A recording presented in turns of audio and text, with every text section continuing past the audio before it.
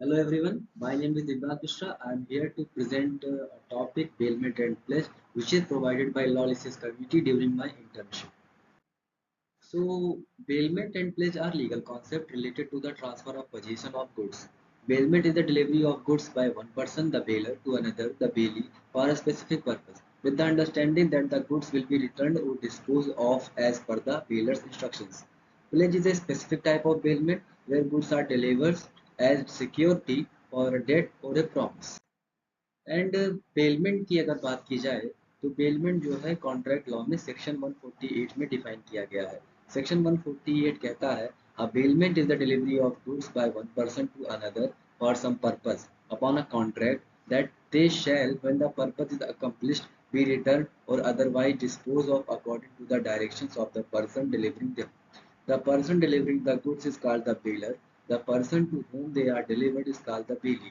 अगर हम इसके एग्जाम्पल की बात करें तो मान लीजिए मैंने अपनी कार किसी मैकेनिक को रिपेयर करने के लिए दे दी। अब वो कार रिपेयर होने के बाद वो मुझे वापस करेगा या मेरे अकॉर्डिंग उसको डिस्पोज कर देगा, ये होता है बेलमेंट। अगर हम इसेंशियल्स की बात करते हैं, अगर बेलमेंट में अगर हम बात करें इसेंशियल्स ऑफ बेलमेंट की, तो there should be two parties, one is bailor and other is bailee and there must be delivery of goods also. Delivery में भी टू टाइप्स, एक्चुअल डिलीवरी और सिंबॉलिक डिलीवरी। सिंबॉलिक डिलीवरी जैसे कि किसी ने मुझसे कार की चाबी मुझसे मांगी, मैंने उसको चाबी दे दी, ये हुआ सिंबॉलिक डिलीवरी। और मैंने उसको उठाया और कार के अंदर बैठा दिया, ये हुई actual delivery. Delivery upon some purpose, delivery जो होती है गुड्स की वो किसी ना किसी पर्पस से होती है। पर्पस जो होता है वो रिवॉर्ड या फिर ग्रेटिट्यूड दो टाइप का होता है।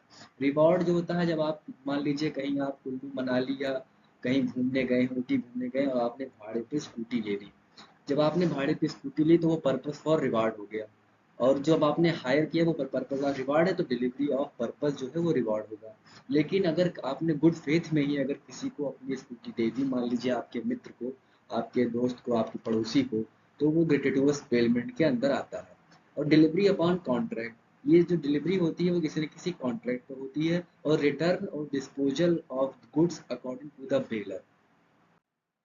ड्यूटी ऑफ बेलर की अगर बात की जाए तो there is only one duty of bailor which is provided in section 150। धारा 150 में केवल एक ही ड्यूटी बताई गई है कि बेलर को जो है गुड्स के बारे में, गुड्स के फॉल्ट के बारे में बेली को बताना पड़ेगा। The bailor is bound to disclose to the bailee faults in the goods bailed of which the baler is aware and which materially interfere with the use of them or expose the bailee to extraordinary risk, and if he does not make such disclosure he is responsible for damage arising to the bailee directly from such faults। ये gratitude baler की बात करता है कि if he does not make such disclosure he is responsible for damage arising to the bailee directly from such faults। And अगर हम बात करें बेलर फॉर रिवॉर्ड की, तो if such goods are bailed for hire the bailor is responsible for such damage whether he was or was not aware of the existence of such faults in the goods billed। And if I am talking about the duties of the belly, तो पहली duty है जो कि section 151 and 152 में दी गई है, duty of reasonable care की। 151 कहता है कि एक सभ्य आदमी जैसे ही अपने सामान की एज रीजनेबल केयर करता है वैसे ही उसको रीजनेबल केयर करनी पड़ेगी। लेकिन अगर रीजनेबल केयर करने के बावजूद भी अगर सामान जो है उसका गुड्स जो है वो डिस्ट्रॉय हो जाता है या खराब हो जाता है तो 152 में वो लाइबल नहीं होगा। Duty not to make unauthorise use, अब बेली की एक और ड्यूटी होती है कि उसका अनऑथराइज यूज नहीं करना पड़ेगा, नहीं करना चाहिए। अगर वो अनऑथराइज यूज करता है तो 154 में बताया गया है कि वो जो भी हानि उसके गुड्स पर होगी बेलर के, वो बेली देने का हकदार होगा।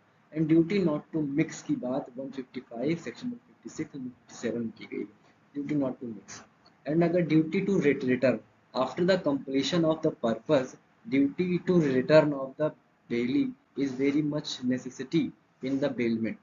Duty not to set up justice and duty to return increase.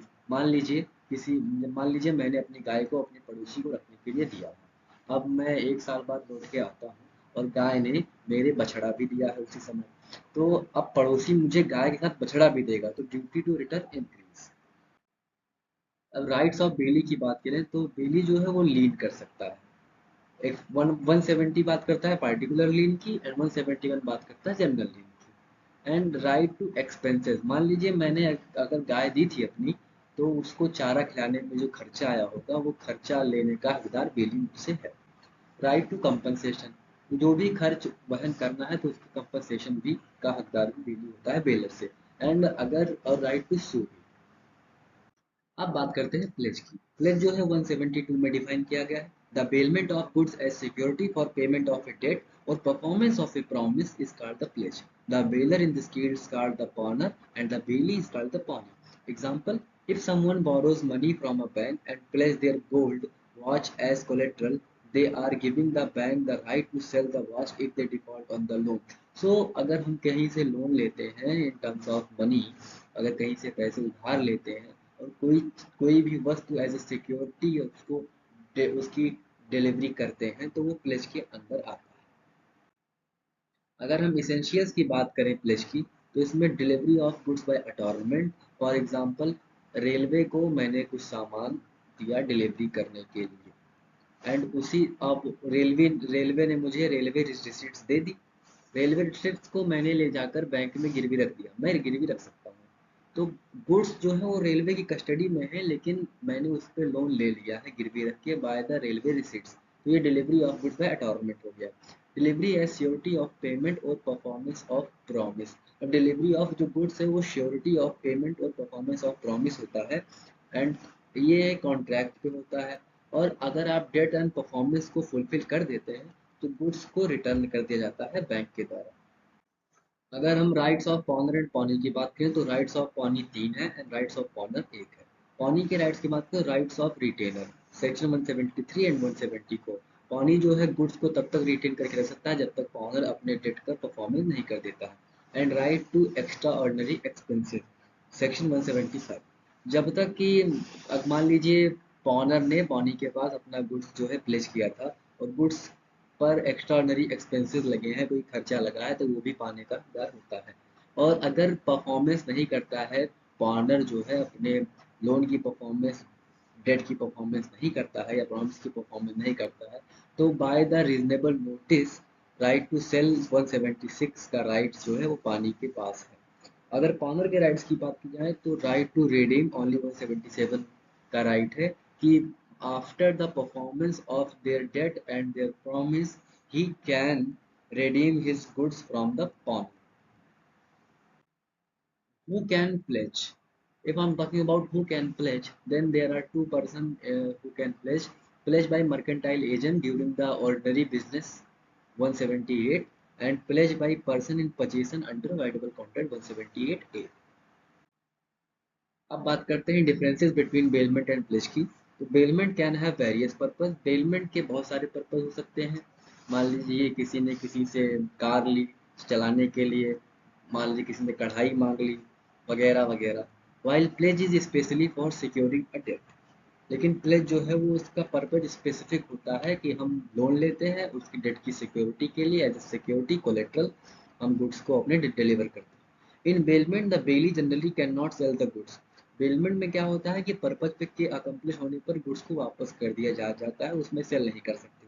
While in pledge the pledgee has a right to sell the goods upon default, लेकिन प्लेज में अगर आप लोन को डिफॉल्ट करते हैं तो या फिर डेट को या परफॉर्मेंस को फुलफिल नहीं करते हैं डेट के परफॉर्मेंस को, तो by reasonable notice within reasonable time जो है पानी जो है वो आपके ओनर के गुड्स को सेल कर सकता है। In both cases ownership of goods typically remains with the bailor pledgor, but the pledgee gains the right to sell if there is a default. Same thing वही बता रहा है। कंक्लूजन की बात करें तो in summary a pledge is a specific type of bailment where goods are delivered as security for a debt or promise, while bailment itself is a broader concept involving the temporary transfer of goods for various purposes. Essentially, all pledge are bailment, but not all bailment are pledges. So I hope you will like it. Thank you.